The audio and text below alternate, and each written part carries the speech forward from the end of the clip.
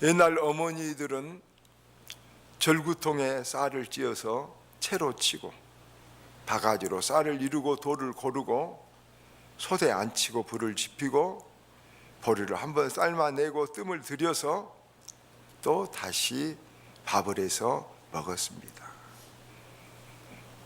그런데 요즘 사람들은 전기밥솥에 그냥 물 부어 눌러놓고 기다리기만 하면 된대도 다들 힘들다, 어렵다 이렇게들 말합니다. 그 빠른 것이 인간성을 소멸해버리고 사람에게 인내가 없게 하고 사랑도 없게 하고 안정까지 없게 만들었습니다. 늘 이런 세상의 풍조를 보면서 기억나는 말씀이 다니엘서 12장 4절입니다. 마지막 때에 많은 사람들이 빨리 왕래하고 지식이 더하리라. 이런 시대에 하나님께서는 오늘 말씀을 통해서 우리에게 말씀하십니다. 농부 인내를 배우라. 농부처럼 좀 오래 참고 좀 기다리고 좀 인내하면서 살라고 오늘 말씀하십니다. 그래서 오늘 이 말씀 농부의 인내를 배우라는 말씀을 가지고 몇 가지 생각을 나누어 보고자 합니다. 첫째, 인내하되 얼마만큼 인내하라고 말씀하고 있습니까? 7절에 주께서 강림하시기까지 길이 참으라 이렇게 말씀합니다. 이 말씀은 한 번만 참으라, 잠깐 참으라 하는 것보다도 끝까지 참으라는 말이고 그 본래 뜻은 주님께 맡기라. 네가 판단하지 말고 주님께서 판단해 주실 때까지 너는 기다리라. 주님께 맡기라는 말입니다. 그러면서 또 원망하지 말라고 말합니다. 참으면서도 우리는 참기도 어쩔 수 없어서 참기도 참으면서 속으로 원망합니다. 벼릅니다. 지금은 불가피해서 참지만 어디 한번 두고 보자 하는 마음들이 우리 마음속에 다 있습니다. 우리가 고린도전서 13장 보면 사랑은 오래 참고 사랑은 온유하며, 그런데 원문은 사랑은 온유하게 참으며 이렇게 말하고 있습니다. 목사인 저도 억울한 일을 당할 때도 있습니다. 그럴 때 화가 납니다. 그러면 목사니까 저는 당연히 참아야 되겠죠. 많이 참으려고 노력을 많이 한 편입니다. 그러나 저는 속으로는 저 나쁜 놈 하고 화가 머물러 있고 온유한 마음이 되기 몹시 어렵습니다. 그런데 하나님께서는 참되 온유한 마음으로까지 참으라고 우리들에게 말하면서 10절에 보면 선지자들로 본을 삼으라 그러면서 그 한 선지자로 욥을 예를 듭니다. 우리가 잘 알듯이 욥에 대해서 우리가 어떤 욥이 고난을 겪고 어떤 일을 겪었습니까? 욥은 자식들이 10명이나 된 자식들이 다 죽었습니다. 가진 재산을 다 잃어버렸습니다. 집에 불이 났습니다. 몸이 병에 들었습니다. 그리고 아내가 집을 나갔습니다. 여러분, 이런 일 중에 하나만 겪어도 우리는 신앙이 탁 낙심되기 쉽습니다. 여러분, 하나만 겪었어도 우리는 하나님이 계시면 이럴 수가 있는가? 물론 욥도 그럽니다. 내가 무슨 잘못을 했기에 이토록 가혹한 고난을 겪어야 되냐고 욥도 울부짖기도 했습니다. 그러나 욥은 그 유명한 신앙의 고백이 욥기서 1장 20절에 있었습니다. 주신 자도 하나님이시요 체하신 자도 여호와시니 여호와의 이름이 찬송을 받으실지어다. 욥이 이렇게 고백합니다. 자, 자식을 잃었고 재산을 잃었고 집을 잃었고 건강을 잃었고 아내를 잃었을지라도 여러분, 근본적으로 그것이 하나님이 주신 것이었음을 욥은 굳게 믿었습니다. 그럴 때 욥은 그 잃은 것으로 인하여 화내지 않고 분내지 않고 인내하며 하나님을 찬송할 수 있었습니다. 이것이 온전한 믿음이요, 하나님이 기뻐하는 믿음이요, 온전한 인내인 것입니다. 여러분, 욥이 그 어려움을 어떻게 참았고 그렇게 참고 기다린 자에게 주님께서 어떤 결말을 주셨습니까? 모든 것을 다 회복해 주셨을 뿐만 아니라 갑절로 그 노후를 복되고 아름답게 맺어 주셨습니다. 인내하는 자에게, 하나님을 원망하지 않는 자에게, 어떤 일을 겪어도 하나님 뜻이 있다고 믿는 자에게 하나님께서는 욥에게 주신 결말과 같은 축복된 큰 은혜와 결말을 주신다는 것을 성경은 우리들에게 말씀하고 우리들도 그렇게 욥과 같은 인내를 가질 것을 권고하고 있는 것입니다. 여러분, 고난을 당할 때 그것이 끝이 아닙니다. 우리는 욥을 바라보고 욥의 인내를 들었고 주께 주신 결말을 보았다고 생각하고 지금 고난을 잘 인내할 수 있기를 바랍니다.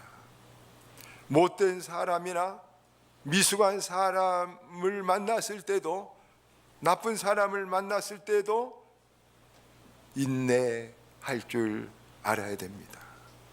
힘들고 억울한 일이 됐어도 인내가 필요합니다. 그리고 그 인내를 하면서까지 욥처럼 그 근본을 생각하고 모든 것은 하나님께 주셨다, 모든 것은 내 것이 아니라고 생각하고 온유하게까지 감당할 수 있다면 그 사람은 절대로 망하지 않는 것입니다.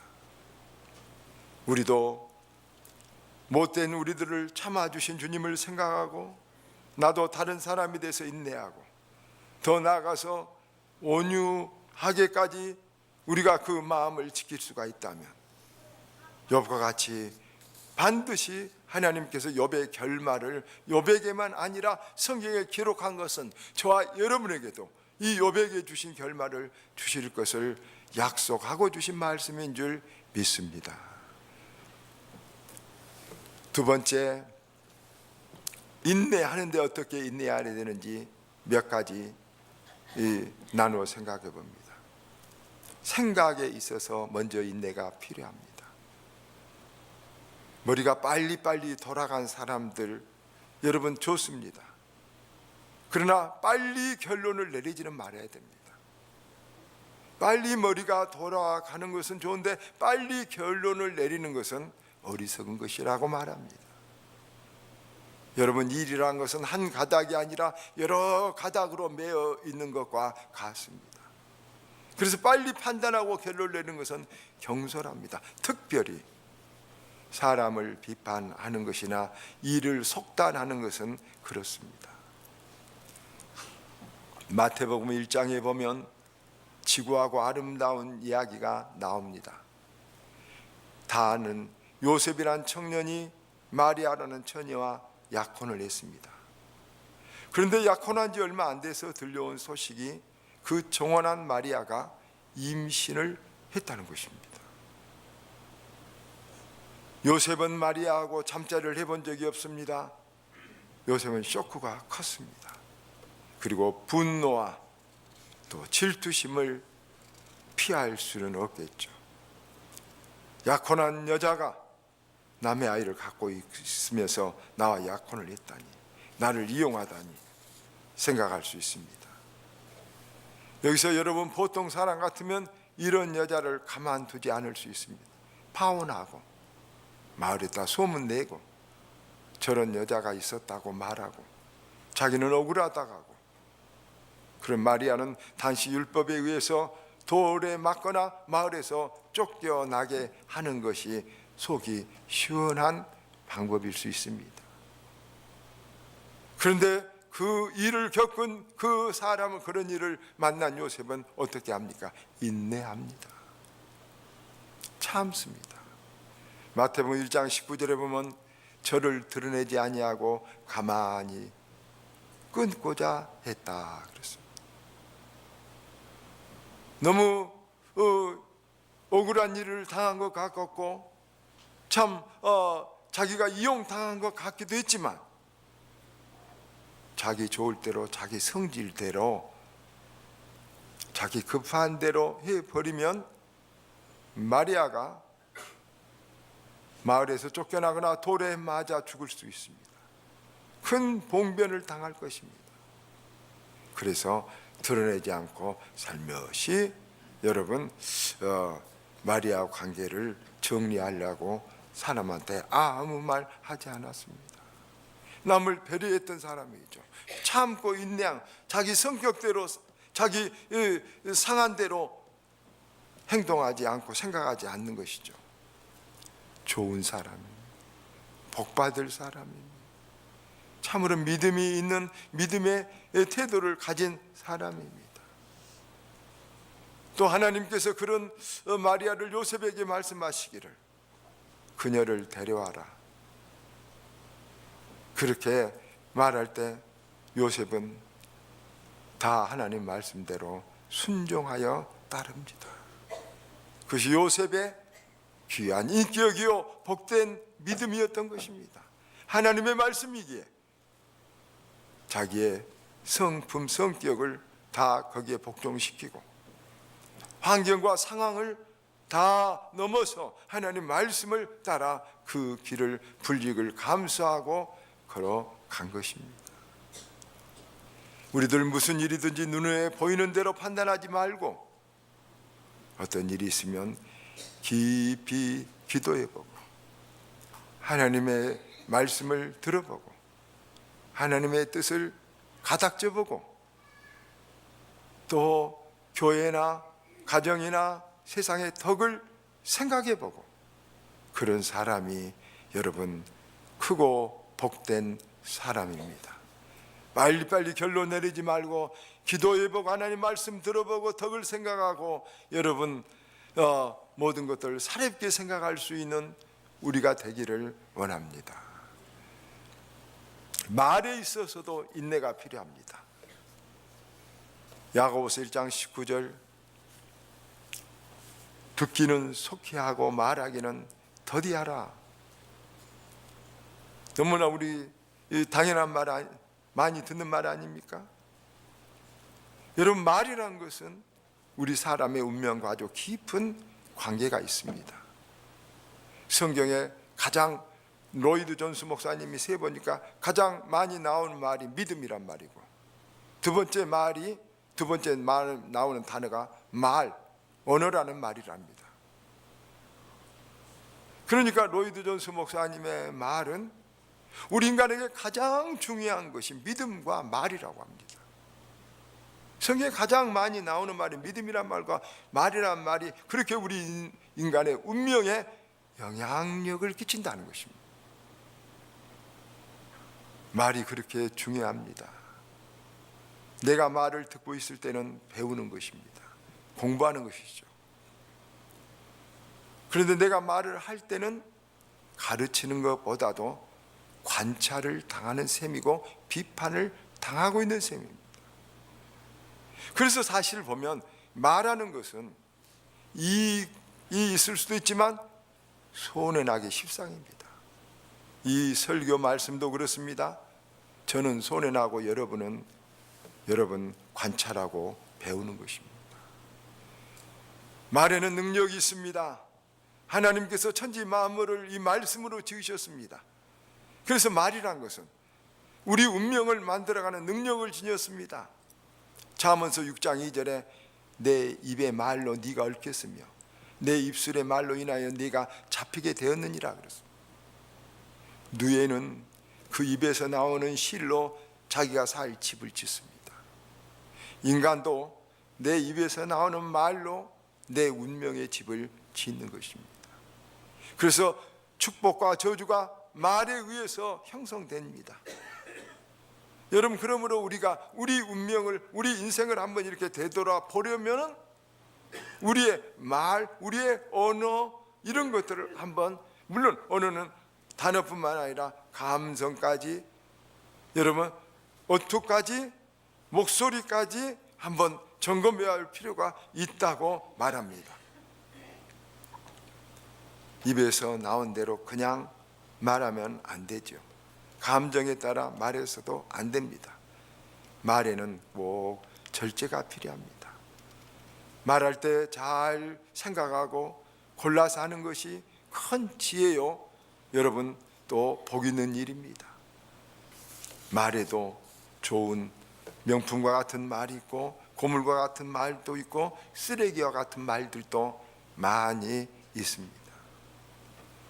언어학자들 말에 의하면 말에는 4가지 중요한 힘이 있다고 합니다.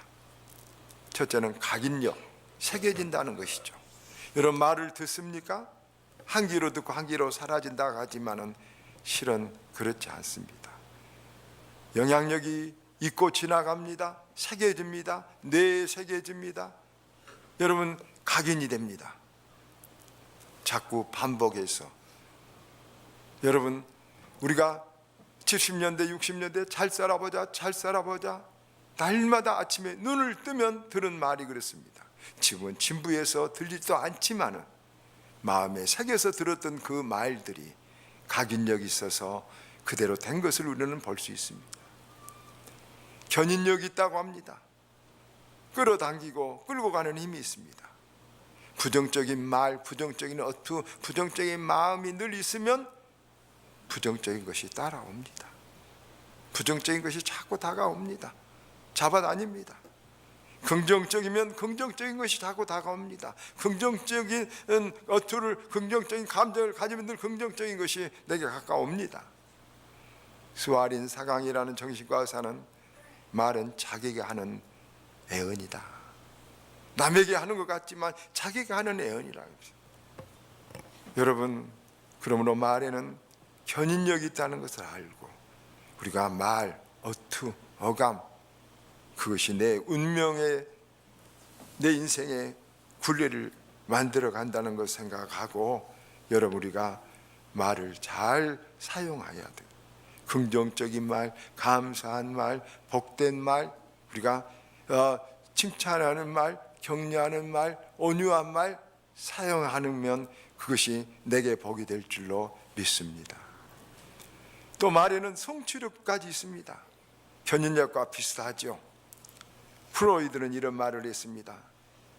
말의 영향권에 대해서 생각은 기체와 같고 수증기와 같이 가벼워서 쉽게 퍼지는 현상이 있는데 말은 액체와 같이 대상에게 물리적인 영향력을 줄 수가 있고 행동은 고체와 같이 더 어떤 일을 굳히는 일이 있다. 말에는 물리적인 영향력이 있다. 그렇게 성취력이 있다고 말합니다. 또 말에는 점령력이 있습니다. 퍼져나갑니다. 그 말이 퍼져나간 것뿐 아니라 말 속에 담겨진 그 의도들이 퍼져나갑니다. 여러분, 좋은 TV 프로그램이 있습니다. 저는 그것을 자주 유튜브에서 봅니다마는 생각을 바꾸는 시간 15분, CBS에서 주간에서 하죠. 좋은 말 같습니다. 거기에 서울대 심리학과 교수가 이런 이야기합니다. 행복은 전염된다. 행복하고 싶으면 행복한 사람들에게로 가라. 그러면 실제로 이 SNS나 모든 관계를 쭉 조사해서 연계해서 보니까 행복한 사람들은 행복한 사람들에게 만나요. 점점 더 모여지고 변화돼 가요. 가난한 사람은 가난한 사람끼리 모여가요. 점점 변화돼 그렇게 가요. 불행한 사람들은 계속 불행한 사람들끼리만 점점 만나져 가요. 그건 당연한 거예요. 끼리끼리지만. 그러나 우리가 그대로 가는 것이 아니라 우리가 할 수 있다면 여러분 어떻게 해야 되겠습니까? 우리가 말과 우리의 이 모든 것들은 우리의 삶은 서로 주고받는 접연력, 견인력이 있다는 것을 생각하고 우리가 믿음이 있는 말, 믿음이 있는 행동, 믿음이 있는 복 있는 말, 복 있는 행동 그렇게 하는 것이 우리들에게 귀한 것입니다. 의사들이 환자를 진찰하는 방법 중에 혀를 보는 거 있습니다. 왜 그런지 저는 모르지만 우리도 혀를 보면 그 사람의 인생의 건강을 알 수 있습니다. 말에 있어 인내가 필요합니다. 마지막으로 행동에 있어서 인내가 필요합니다. 자, 우리는 행동은 굳어지게 합니다. 어떤 일을. 그래서 어떤 일이 조금 한 템포 늦게 행동하는 것 중요한 일입니다. 차 속도도 줄이고 인생의 속도도 좀 줄여도 좋습니다. 성공하는 사람들은 2개의 시계를 차고 다닌다 하는 말이 있습니다. 하나는 5분 빨리 보고 먼저 공부하고 먼저 시작한다는 것입니다. 그러나 또 하나의 시계는 5분 더 기다리고 5분 더 인내하고 행동한다는 것입니다. 외국 사람들이 우리 한국에서 제일 많이 한국말 하면 여러분 외국에 가보시면 무슨 말 나왔습니까? 빨리 빨리 하는 말 다 알고 있습니다. 그것은 우리는 잘 모르는 것 같지만 우리는 지금 너무 재촉하면서 잘 못되게 살고 있다는 삶의 방식을 알려주는 신호입니다. 빨리 하는 것이 능력이 아닙니다.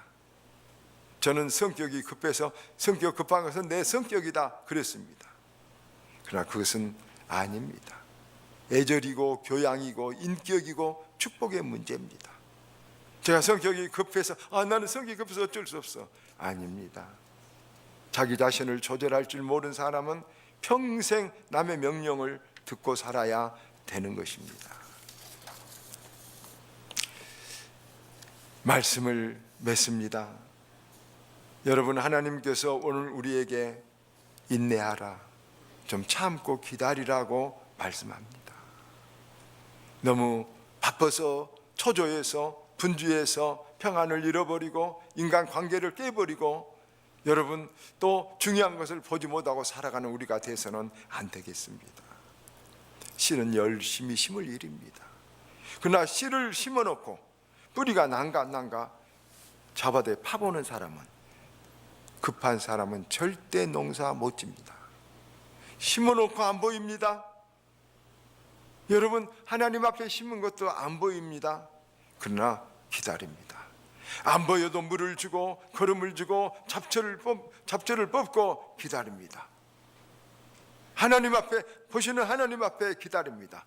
심는 대로 거둘 줄을 분명히 알고 기다립니다. 그럼 반드시 그런 인내한 자에게 하나님 욕과 같은 귀한 결말을 갑절의 축복으로 응답해 주실 것입니다. 우리가 참는 동안 어떤 일이 일어난 줄 아십니까? 하나님이 일하십니다. 우리가 하나님 앞에 맡기고 기도하는 동안 어떤 일이 일어날 줄 아십니까? 하나님의 손길이 그 일에 임하십니다. 그러므로 우리 인내가 필요합니다. 우리의 기도가 필요합니다. 우리들 인내할 때 내가, 여러분, 때로는 인내하려고 울고 기도하고 스트레스를 이기려고 몸부림하고 우리가 감당할 때 주님이 손길이 나타나 일하고 계신다는 것을 굳게 믿고, 힘들어도 어려워도 아파도 억울해도 인내하면서 한 걸음 늦게 살아가는 그런 믿음의 지혜를 갖는 저와 여러분 되기를 주의 이름으로 축원합니다.